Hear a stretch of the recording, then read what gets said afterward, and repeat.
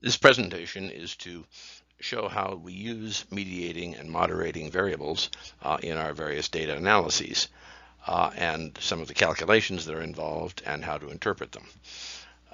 As we note, the data were from a study at the Los Angeles Unified School District, so they represent various aspects of school children performance in schools. Hopefully you know how to run enough regressions that you can interpret them. We've described the regressions, we haven't shown how to set them up, but presumably you can figure this out pretty much yourself. It's not very complicated. To begin with, we need to be sure we understand just what mediation and moderation actually are. Remember, these effects are interpretable only within the context of a specific model, which is usually represented as a regression equation. Mediation effects are those that are internal to the model, where a variable is presumed to have an effect that is partially felt through another variable. Moderating effects are effects of variables that are outside the model, not part of the model themselves, but they affect the various relationships that exist within the model. So mediation affects variables, moderation affects relationships. This is an important distinction in terms of identifying what kind of effect is which, and we'll show some illustrations of each. It's important to remember that mediating effects are usually part of the model themselves because they are represent changes in existing models. Often these kinds of studies that are most interesting are those where new mediators are introduced and effects of old variables are reinterpreted as a result of this. Typically, mediating effects are part of our formal hypotheses that we have in our study. Moderating effects are sometimes part of the hypotheses, but are often introduced later on at the time of analysis as a way of improving fit. We'll illustrate some points about how this can be done later on, as you'll see. Remember, models are typically represented as diagrams that we can see the effects visually in a concise form. Obviously, these are represented as a more formal description of a model is represented in text, but in this case, the visual representation of the model is actually more useful to us in terms of showing what the different variables and effects actually are. Typically, variables are represented as boxes and relationships are represented as arrows that are directional in some form and take either a positive or a negative value, depending on whether we think the effect is positive or negative. This is a simple model here. It illustrates a hypothesis that one's job satisfaction is a result of two main factors, the interest you have in your work and the need you have for your job to maintain your life. It also hypothesizes that there is another factor involved, and that is the degree to which your need for your job increases the amount of pressure, stress that you feel on a given day. The more you need your job, unlikely, the more pressure you're likely to feel. Pressure, on the other hand, is likely to have a negative effect on job satisfaction. So in this case, pressure would have a mediating effect on the relationship between the need for the job and job satisfaction. This is a kind of model that can be tested, assuming we would have the appropriate data to do so. Here's a simple model that is derived from the school data that we described earlier.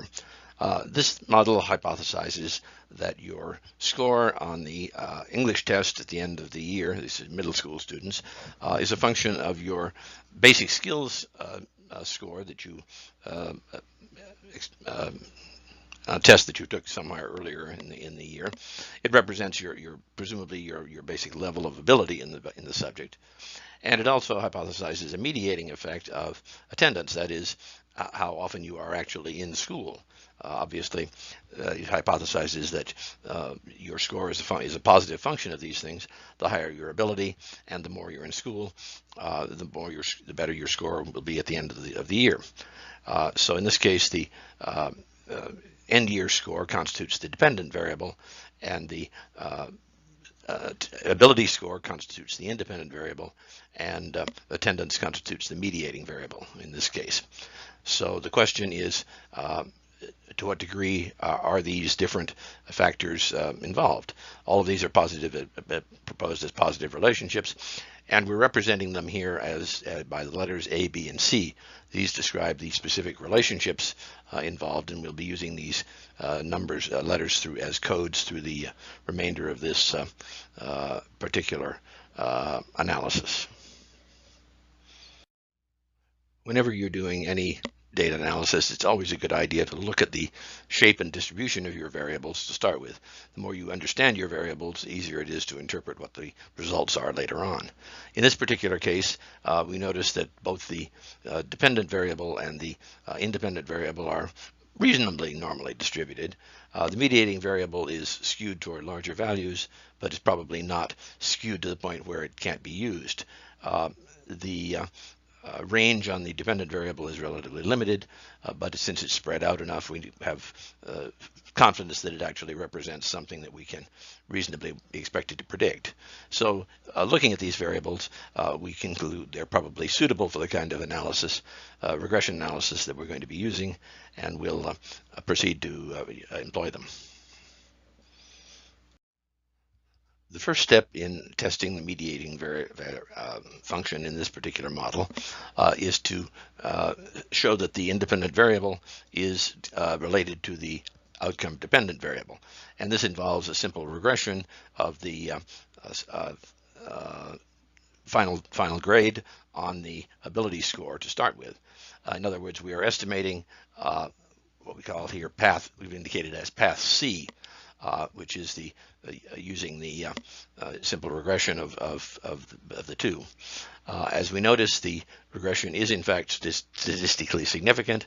We have an R squared of about 0.16, which is not unreasonable for this kind of an analysis. Since there are so many factors that go into these things, and we notice that the standardized regression coefficient is in this case 0.4. That will be our measure of path C, which we'll use for in our later analyses. So that's the first step in the process, and we've established that relationship exists. If this relationship is not significant, then the entire model is not worth testing, and we can stop our analysis. But in this case, we find that it is significant, so we can go on to the second step. Step 2 in the process is to show that the independent variable is in fact correlated with the mediator. In this case, we are simply changing our regression so that the dependent variable becomes the mediator and the independent variable remains the early test score that we have. In this case, we notice again that the results, the regression is significant. The standardized regression coefficient here is 0.29. That becomes then our measure of path A. So we'll be using that a little later on in the analysis, but keep that in mind. We have established that there is in fact this relationship. If we don't find this relationship to be significant, then again the model is not mediated and we might as well stop the analysis. But in this case we find that there is in fact a relationship between the independent variable and the mediator, so we can proceed now to step 3. Step 3 is to show that the mediator is in fact related to the dependent variable. In this case, we are using the mediator as our predictor and our year-end score, test score, as the dependent variable. This provides us estimates of two coefficients because we need to use the original score, the original ability score, as a covariate in this model because we want to have to allow for its effect as well as the effect of the mediator. So we're trying to look at the effect of both of these variables, and we want to see what these estimate these two effects are. In this particular case, we find that there is both of these effects are significant. The model is significant. Both coefficients are significant. We have a standardized coefficient of 0.33 for the B path and the relationship, and the number of 0.31 for the what we call the C prime relationship. The C prime is the relationship that exists, the mediated relationship between the original independent variable and the dependent variable, and we'll see that that is not has to be assessed in relationship to the original C coefficient, which we'll look at in just a moment. Now that the test is to show what all this means. Step 4 is to assess the degree of mediation that takes place. A fully mediated relationship would be one in which the mediator accounts for all of the variants of the original variable, and there's no direct relationship remaining between the original independent variable and the independent variable. In this particular case, we see that although the relationship between the IV and the DV is reduced, it is not eliminated. So we have to allow for the relationship, that relationship, to be part of the process. We call this partial mediation, and we can test the amount of this partial mediation through some fairly simple calculations. It's now time to enter all of this information back into the model and see how we can interpret it. Now we can put all of the numbers we have already into the model and see how they actually play out. We're using here the standardized regression coefficients as estimates of the percent of variance accounted for by each of these relationships. And we can see as we enter these numbers in, we have the effect of the ability score on attendance is significant. It's 0.29. Or 29% of the variance.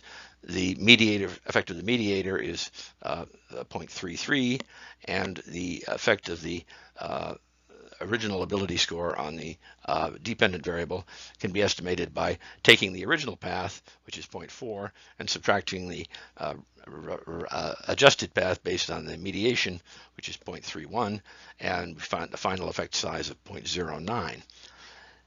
This is kind of interesting because we have defined partial mediation in this case, but we've also have another piece of information, and that is that the B coefficient is about 3 times as large as the C minus C prime coefficient, indicating that, in fact, showing up is about 3 times as important as your original ability. That has some real possible policy significance and would be an interesting finding to report in your results.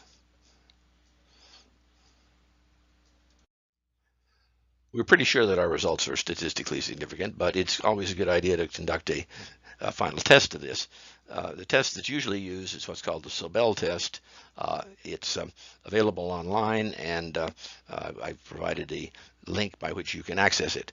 In this particular case, we need to enter the unstandardized coefficients and not the standardized coefficients, because we also enter the standard errors of each of those. We find those back in the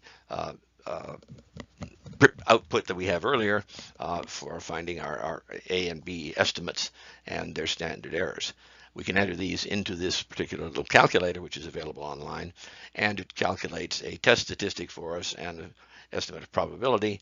In this case, these probabilities are well less than 0.05, so we are entitled to say that this mediating effect is in fact statistically significant.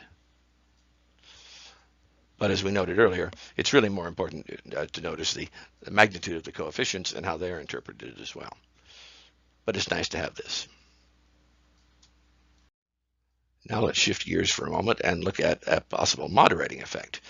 In this case, we have our model, basic model says that the ability score affects your final performance score in English, and we're proposing that there might be a moderating effect here of whether the student is in fact Hispanic or not.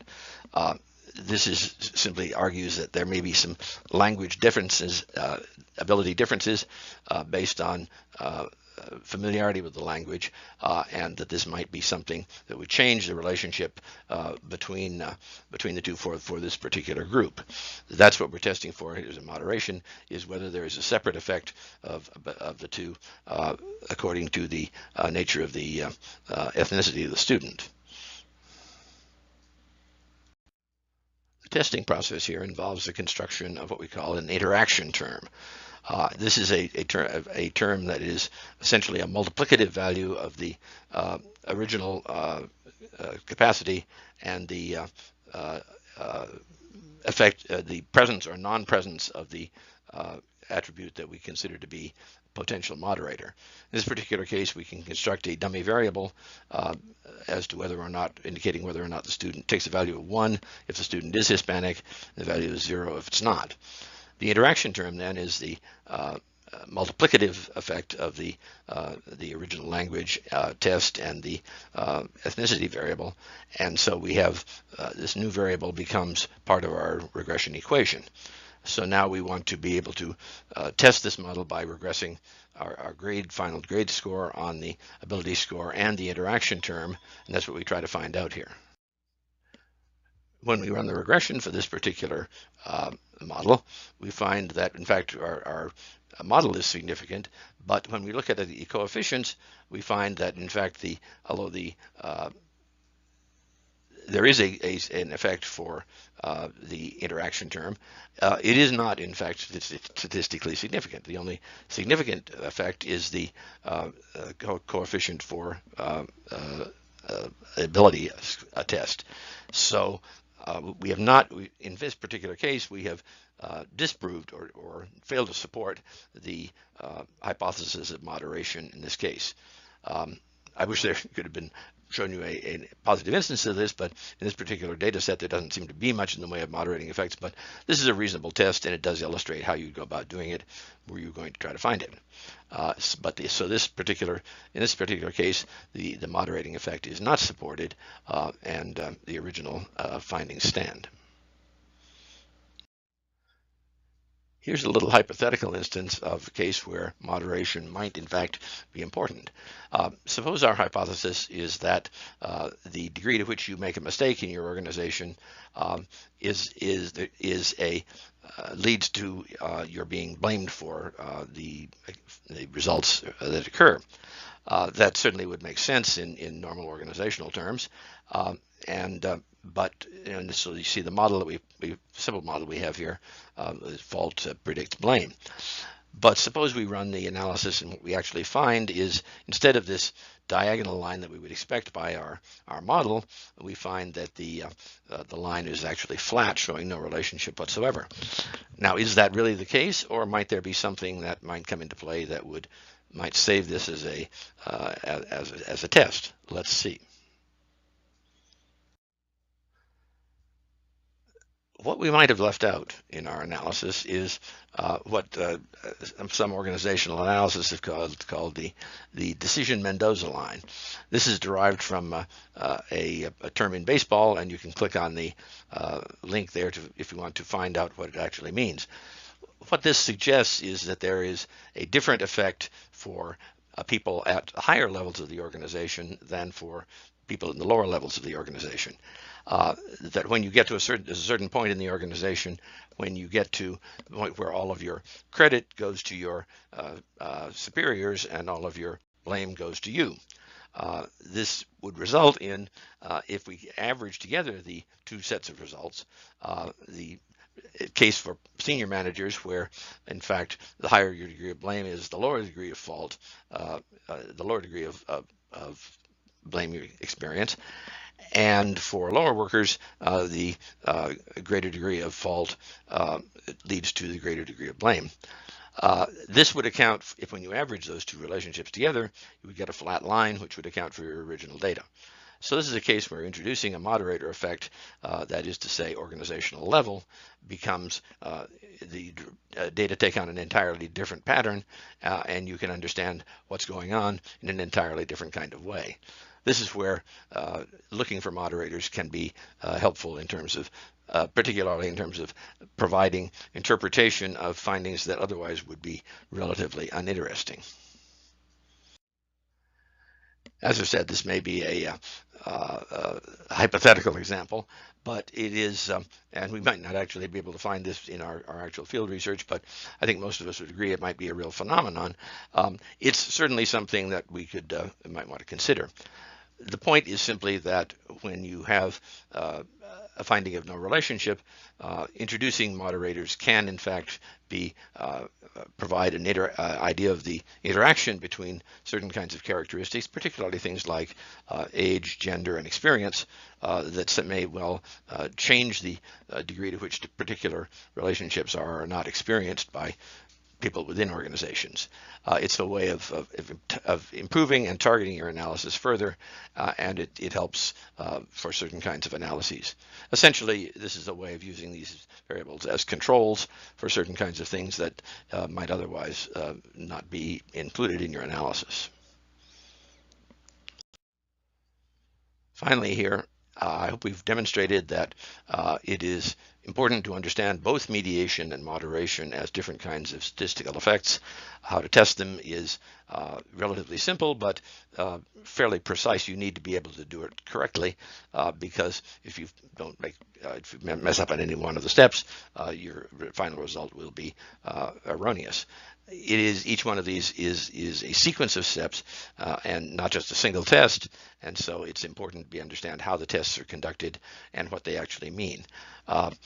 Often I suggest here that it's very easy to make mistakes about allocating things to mediation or moderation, and it's very easy to leave things out of your analysis, so it's very easy to mess up the analyses.